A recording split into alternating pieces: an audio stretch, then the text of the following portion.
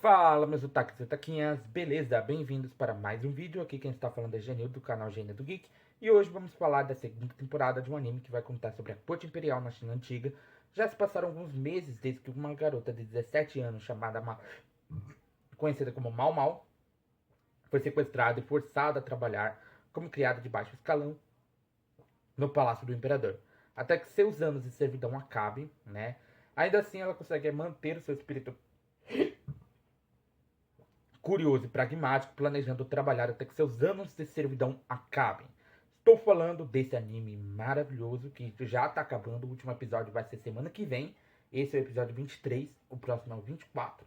Né? E assim acaba, e assim eu substituo essa guia pela do Sono Bisquedol. Né? E sim, estou falando de Diários de uma Apotecária, segunda temporada. Então já solta o like, comenta embaixo, compartilha nosso vídeo, porque hoje ele será épico. Então, vamos embora!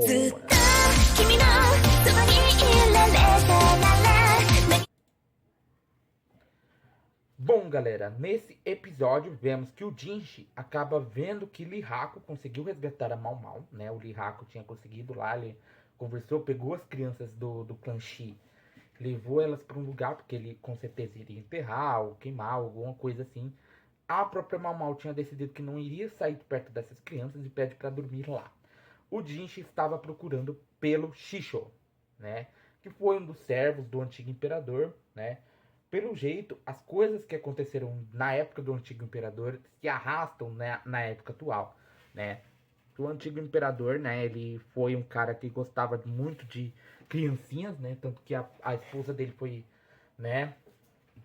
Ele casou com uma menina que era criança ainda por cima.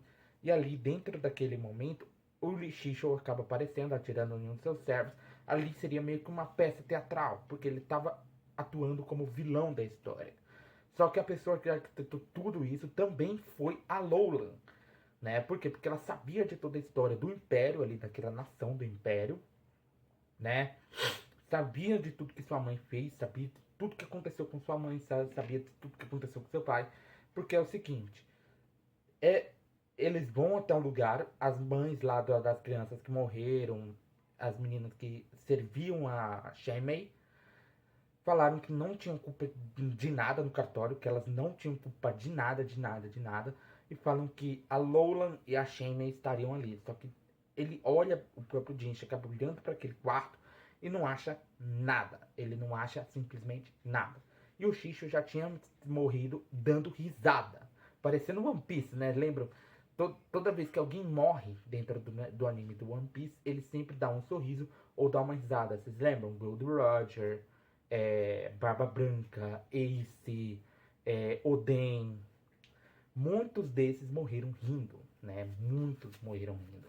Por conta do anime, né? O anime em si, o deus que faz todo mundo rir é Nika, né? Então, e ali dentro daquele momento, dentro daquele instante, ele acha meio que uma entrada, assim, uma passagem para um corredor ali secreto.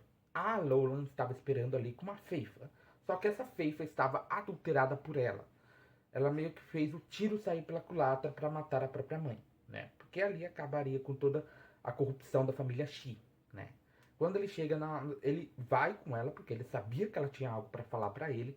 E aí quando ele chega lá naquela sala, ele acaba vendo a Shenmei fica muito brava por ter trazido o Jinchi ali para aquele lugar, né? Porque o Jinchi parecia muito com o antigo imperador, né? Ele tinha uma certa aparência, né?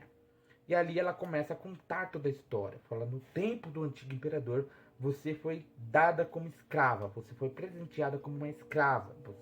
Eles te chamaram para ser uma concubina de alto nível, mas na verdade você era uma escrava. A mãe do antigo imperador não aceitava esse tipo de coisa. Parou com esse tipo de coisa. E assim, o próprio Shisho, ele criou uma entrada, né? Ele criou um esconderijo que já seria um crime com ordem de pena de morte por ele ter feito isso. E outra, ele foi até aos aposentos da Shenmei chamar ela para fugir. Só que ela estava passando muita vergonha ali dentro do Palácio Interno. As pessoas estavam julgando ela.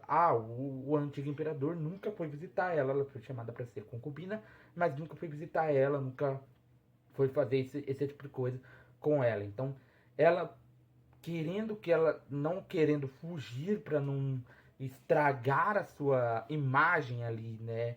Porque ela achava que ele estava chamando ela e que ela iria fugir e isso ia provocar ainda mais desgraça para ela, no caso. Coisa ruim para ela, entendeu? Então ela simplesmente decidiu fazer o que? Não vou fugir, eu vou permanecer. O Shisho continuou trabalhando para o antigo imperador.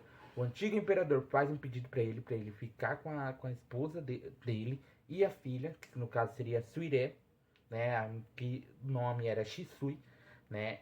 Seria Shisui, que logo a Shenmei iria trocar para Suire, né?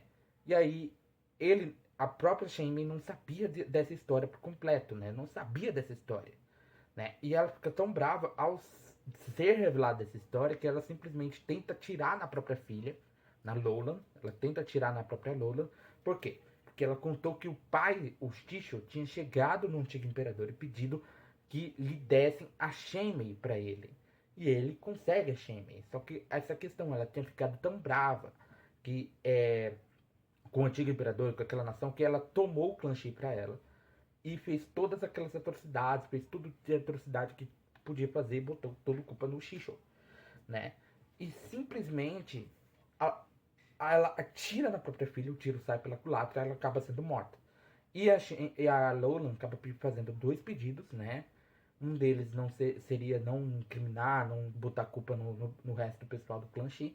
E ela cortou uma parte do rosto do Jinshi, porque ela saberia que os guardas estavam vindo e que ela seria morta por eles, porque ela seria o final digno de uma vilã. Ela tentou todos esses planos para que isso acontecesse, né? O próprio Jinshi acabou não intervindo nessa situação, e quando ele foi até onde a Mal Mal estava dormindo, ele olha que tem um negócio roxo no corpo dela.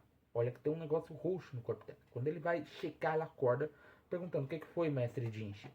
E é isso, galera. Meu nome é Genildo do canal Genildo Geek. Esperarei que sentadinho todo dia, então já vai sentando dedo no like, compartilhando o canal para seus amigos. Aproveita, aperta o botão do inscreva-se, botão do sininho. Arigatou e sayonara.